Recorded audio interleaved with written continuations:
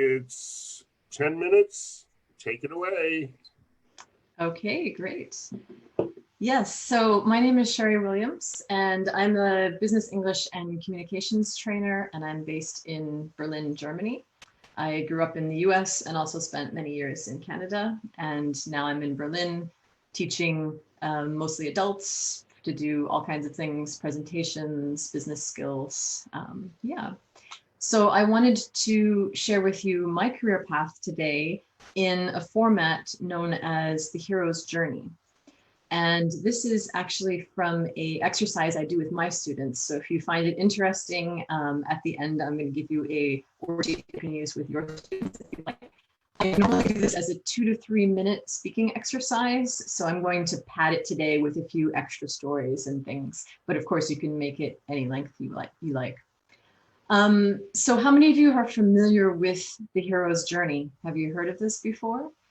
You can tell me in the chat box as I talk. This is actually a structure from ancient Greek myths, and it has a few more steps. I've simplified it down to about 5, but you can find the same pattern of plot and elements in almost any story that you look at, even if you look at a modern movie like Star Wars or your favorite adventure movies, you'll probably see the same pattern. So I'll just walk you through it. First of all, you have the hero who is present in their ordinary world. And usually there's some kind of dissatisfaction there. Then there's a call to adventure, a catalyst that sparks some change. The hero meets some mentors along the way. They find some tests and some friends and different challenges. And then they return home with a prize. And often that is in the form of themselves being changed and coming back to maybe the same world, but it's no longer the same world because they're really different themselves. So this is how I'm going to structure my story for you. And this is the worksheet that I have made for the people that I teach. And as you see, there's only a small space to make notes. That's on purpose so that they are able to speak more fluently. So here are my notes, and here we go. Okay. So my career path started when I was studying, and I had actually no idea what I wanted to study. I was studying a little bit south of Boston in the US, and so I decided to pick what was my passion at the time, and that was art and languages. So I graduated with bachelor's degrees in studio art and in Spanish, and I really had no idea what I wanted to do with those. But during my university career, I was offered a job actually. My Spanish professor came to me and said, Sherri, would you like to earn some money and have a student job? And I said, sure, okay. So he gave me a textbook for teaching English and said, here you go, and threw me into a room with some students. And I was terrified. I had no idea what I was doing. In retrospect, I really didn't have to be terrified. The women I was teaching were lovely. They were 3 Portuguese ladies who were working for the cleaning staff at the university, and they were wonderful. They were just appreciative of anything I did. I really needn't have worried. But the experience stressed me out so much because I didn't really know how to teach. I wasn't prepared. And so I said, oh, I don't want to teach after that experience. So I kind of went on a long path. I did a bit of graphic design work. I was trying to use my art degree, but I didn't really want to be stuck behind a computer all day designing billboards and packaging. That wasn't interesting to me. I kind of went in the opposite direction and did some nonprofit youth work, which was lovely. I really enjoyed working with the kids I was working with, but it didn't pay very well. There weren't opportunities for promotion, so that didn't really go anywhere. And I ended up doing 1 year of my life. I worked full-time in an office. That's what you see here, the boring office job.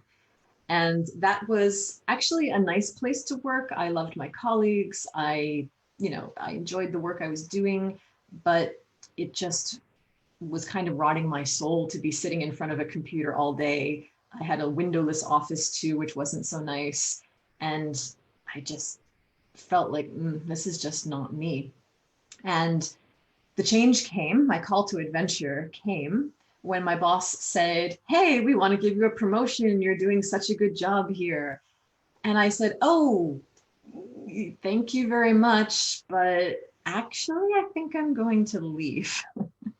And so I decided at this point, you know what? I think I really do want to teach. I just want to be prepared for it.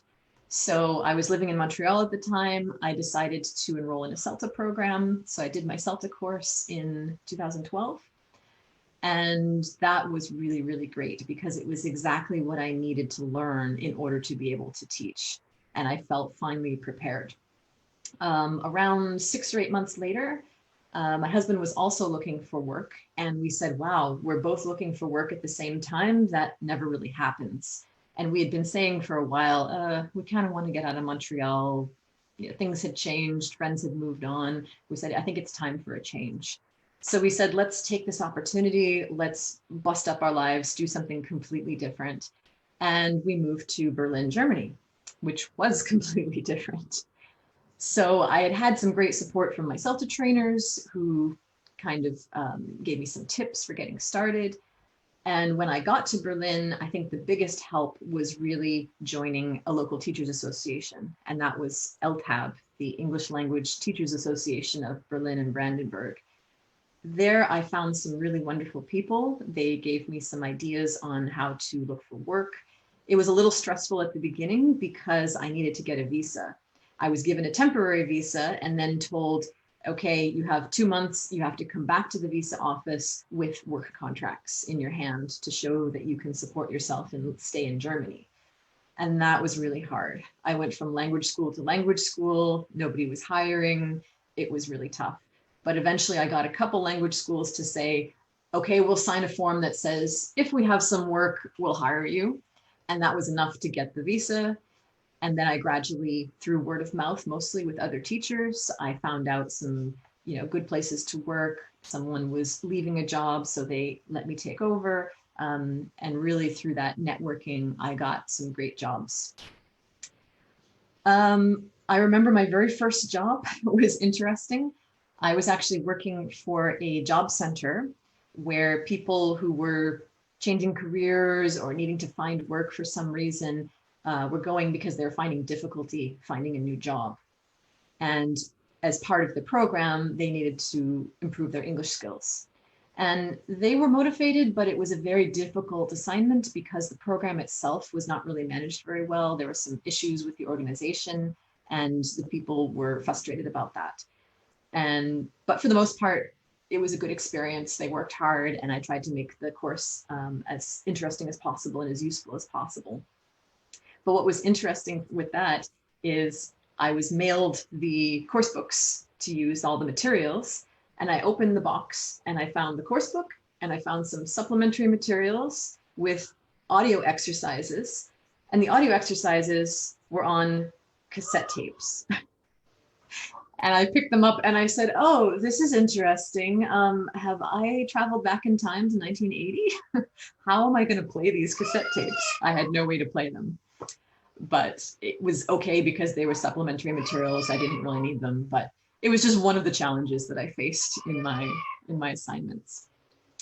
Eventually, though, I was able to figure out German taxes, how to be a freelancer, how to market my own courses, find my own direct contacts, and I launched my own business. And I find that it's been a really challenging but great journey. And now what I'm doing is looping all the way back to my art degree.